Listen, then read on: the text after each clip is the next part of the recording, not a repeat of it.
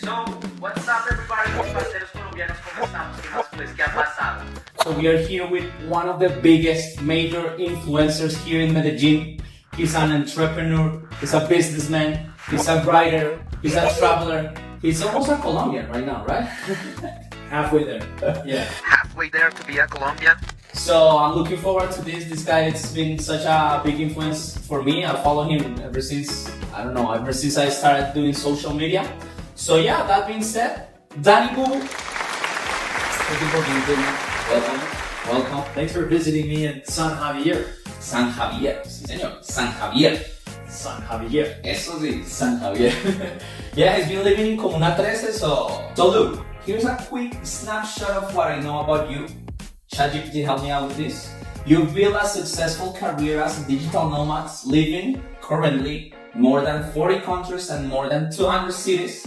And you're conversational fluent in Spanish. You're an expert in Airbnb property management, having helped thousands of hosts optimize their listings and boost their earnings. You're a minimalist, is that true? Minimalist? Mm-hmm.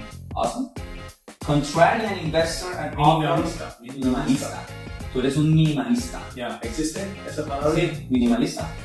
Minimalista. Contrarian investor and an author of several books. I think the count is on 3 books right now. 4 books. Awesome. You also share insights of productivity, health, dating, and real estate through your blog. You've got a wide range of personal interests, including salsa and bachata dancing. You're always seeking new experiences like sandboarding in Peru or camping under the northern lights. So why don't you please pick some of your favorite topics right now that excites you the most? I know the interviews goes like, oh, okay, tell me your story and then questions, but I mean, of course your story is super important, but I wanna go straight in depth in your topic, in your thoughts, in your way of approaching life. So why don't you pick just a topic that you love about everything? A topic that I love about everything. Yeah, what excites you the most lately? Okay. Could be anything. I hesitate because there's I have a lot of free time, and with that free time, I like to have, like, you won't see me on Netflix or like on my phone. I like to have passion. There's a wide variety of things I like. Mm-hmm. Obviously, exercise and diet is a big one. Mm-hmm. I write on Danny Booboo. I write. It's less well known than other stuff, but I write a bunch of stuff. In investing is a big topic of mine. Colombian culture is interesting. I feel like I've been here long enough where I can understand a little bit more than most gringos the dynamics between Colombians. Yeah. Travel's also a big one. But if I had to pick one. Well, you don't have to. I mean, I would. What do you think your audience would? What you know? Yeah, of course, my audience and our audience are into Colombian versus American, and this kind of melting or mixture that we've been living lately. So, how's been your experience about that cultural kind of? Well, there's one interesting thing about Colombians and Americans, and that is in Colombia. In America, we have white and we have black. But in Colombia, you have white, and then you have varieties of white or brown, and then you have black. Like there's castaño. Costeños. No. Castaño. Moreno. But there's other different like shades. Moreno. Mestizo, de pronto, mulato. Yeah. Bro, diversity is such giant kind of thing that it's not about the race here. It's about just the language and just the behavior. That's it. Well, the popular narrative is that America is racist. America is and I don't know how political you want to get, but America is the least racist country on the planet of the countries that I know. Yeah. Yeah. So. But have you experienced some racism here, or have you kind of? There's not racism here. There's classism. Yeah. That is a big issue here. Yes. Like there will be, for example, I'm in San Javier, and some of my Colombian friends, I think most of them probably, who are more well-off Colombians, they have no interest in visiting me here. They have no interest in ever coming to San Javier or any part. Yeah, I would understand that. Yeah. But I go also to there's a gym that I go to. I don't want to mention it because it's like a hidden gem. Okay. But all the influencers go there, and there's black people, there's white people there, and they're interacting just like normal. So I would say classism more than. Yeah, that's true. I haven't realized that. Yeah, that's true. We are more classist than racist because honestly, Let me get my books. Yeah, Right here. So, why don't you tell us about because you have lived here in Colombia in several social strats, right? So how was that experience for you? I've lived in the most expensive buildings here, Wake being that had a lot of fanfare. It's got the triangular gold arch. Strato 6. Strato 6, yeah. And then I've been also in different cities and in Medellín, the poorest of the poor, Casa de Tabla. They stay? Aquí en Medellín? No, this was in Monterrey. Monteria. Monteria. Yeah. So that's where they have dirt on the ground and it's wooden side shacks. So I've seen it all. Yeah, I've seen it all. It's very interesting. And where does that come from? Like that fucking reckless kind of impulse to, because you know who you are, man. I mean, you are big businessman and stuff. But being inside those neighborhoods, where does that come from?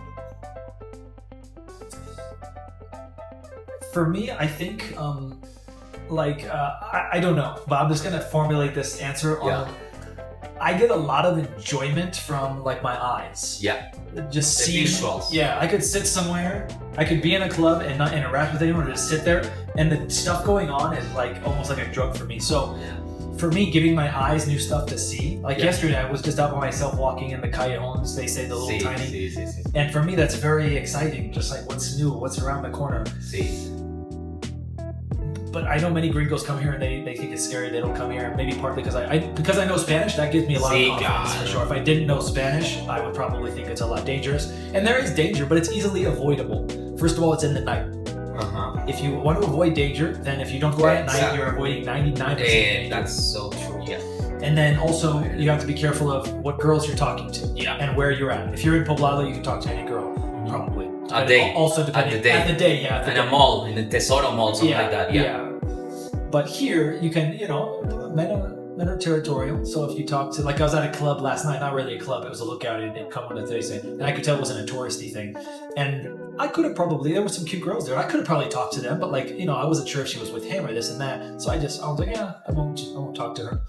But it's the point is, it's easy to stay out of trouble, but it's easy to get into trouble. Like this gentleman who was sitting there, he hadn't slept since Saturday. Today's Monday.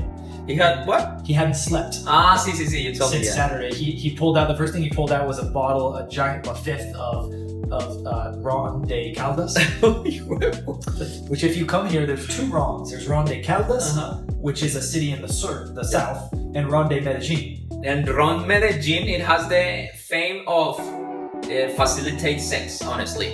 Yeah. But most people, this guy was drinking Ron de Caldas, and in my experience, Paisas, people that live in Medellín, they prefer Ron de Caldas. Yeah, that's true. And if you do Ron de Medellín, they're like, I don't drink that. As if there's but they true. taste identically the same, basically. I don't know about alcohol, honestly. Yeah, okay. You don't drink? No, I don't drink that. Oh, that's good. I used to smoke weed a lot. Yeah? Yeah, but alcohol's never been my thing, bro. Yeah, I don't, I'll drink alcohol with the proper ambiance, but I will never, and this is actually why one of the best decisions in my life was getting in a job at Airbnb pretty early on. Yes, sir. And one of the things I said there, I look fit as well, so this worked out but in my imagination, it was like, all right, if I'm a boss who I'm interviewing with, they want someone who's gonna work like a motherfucker. Yeah. So one of the things I said, leveraging my fit, how I look, is that, a lot of people, they go home and they're tired and they go on the couch and they have a beer and they just relax. And that's not me. I go home and first of all, I'll never have a beer just by myself and be on the couch and sit there for the whole night. I'll go to bed early, I'll wake up early. I was just trying to position myself as someone who's not burnt out, who has an extra energy to work. Yeah. Basically. And one of the things I said was a lot of people that go home in the US at least, they'll go home and they'll have a glass of wine or they'll have a beer by themselves on the couch. I have never done that. I have no interest because I don't like the taste. Yep. If I drink beer, sure, it can help me out, socially, have a good time, if I'm with the right ambiance. Yeah. Awesome, man. Awesome. I want to show you guys some of the visuals that he was telling us that he's a big visual guy. So, yeah, you can notice why. You can tell why. Look at this.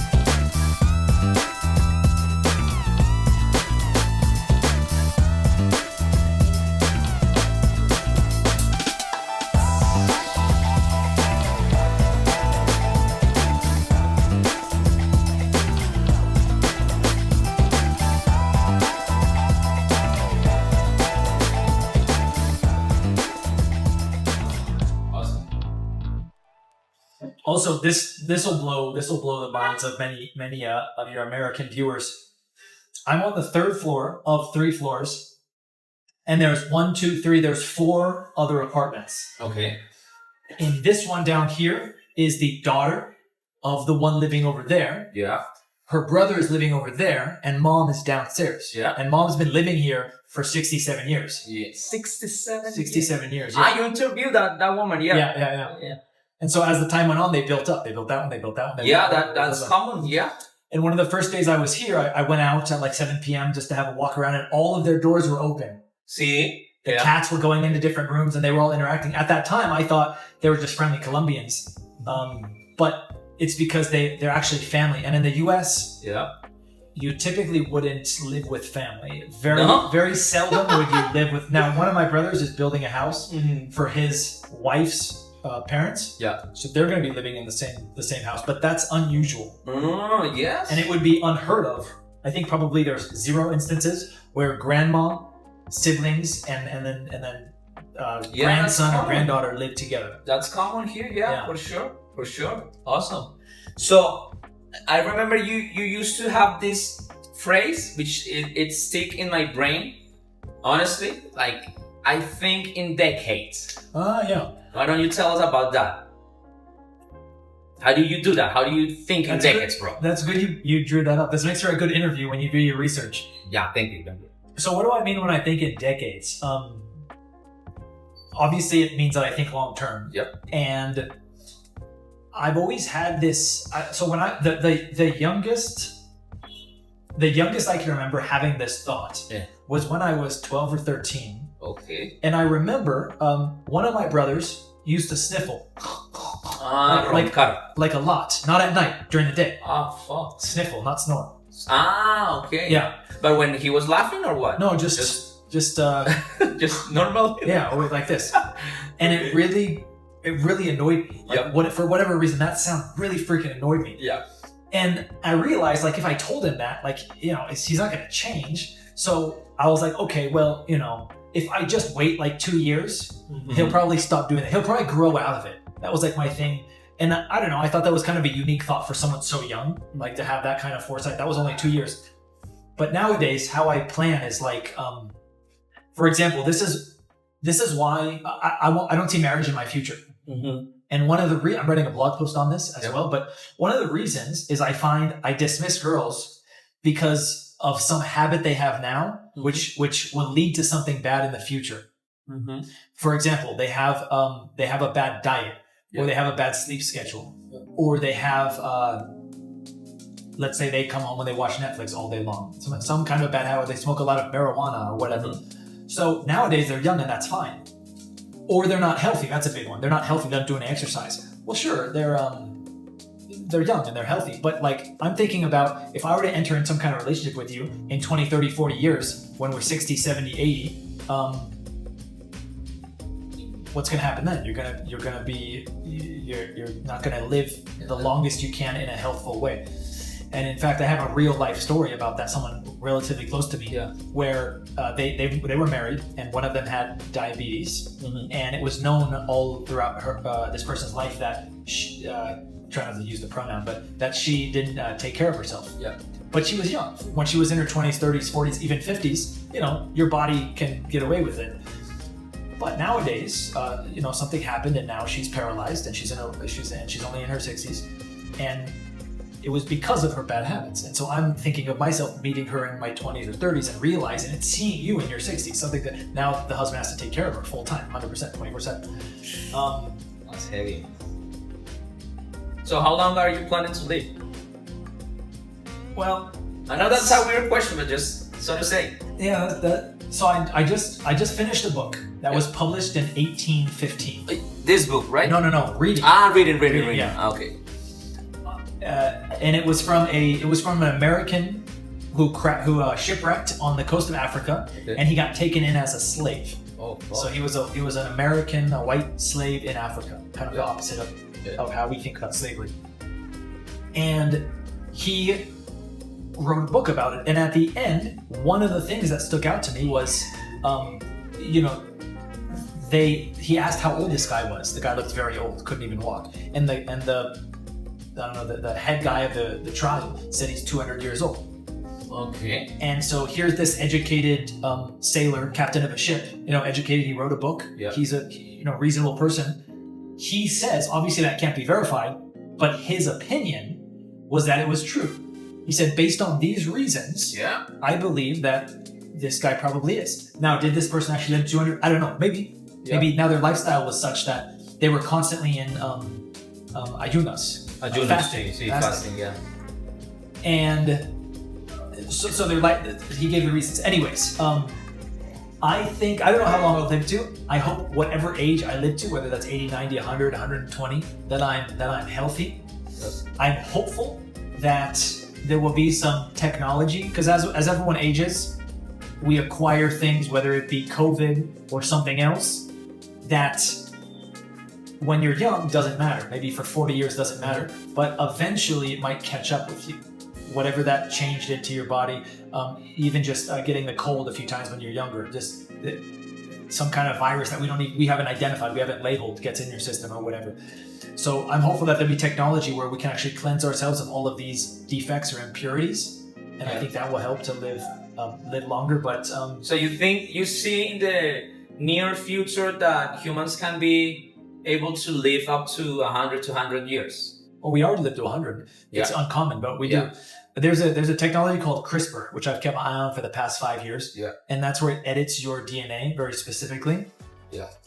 And I know there's other guys who are doing like peptides and really at the edge of longevity. Brian Johnson is one of them. Brian, I was talking about. I did a 6-part series on him on my YouTube. I read all of his stuff, and then it's good stuff or what? Now it's good stuff, but now a lot of people don't like him because he's on the cutting edge. Yep. He's doing things that aren't scientifically it's his journey. Accepted. Yeah, but that's I'm glad he's doing it. Sí, claro. So I'm not doing anything that's like crazy with longevity besides sleeping. I go to bed at 10. Typically I wake up at 6 or 7. Eating good, exercising, but I do that very consistently for like 20 years so far, basically my whole life. Awesome. So if that has a big effect on longevity, I should live a long time. Yeah, you should. I'm pretty sure you will. So one thing I noticed about this guy that was chatting with us is Colombians have really good skin. Really good skin? Really good skin. So this guy is sitting next to me. He's been awake for 48 hours. He's eating fried food with a Coca-Cola, and he has a fifth of mostly drinking ron, tequila, I think it is. And he's talking, and all I can notice is like this dude's, and he's 28, so he's not super old, but he's old enough.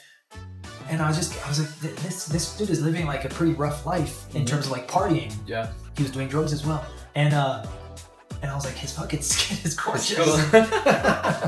So you do take care of your skin like consciously? A couple years ago, I read so I'm 37. Okay. So I never did anything, even sunscreen, for 35 years. A couple years ago, I read a book and I was like, okay, should do some stuff. So now I do some stuff when I remember. I put something on, when I go to sleep, and I put some sunscreen on 5 days a week.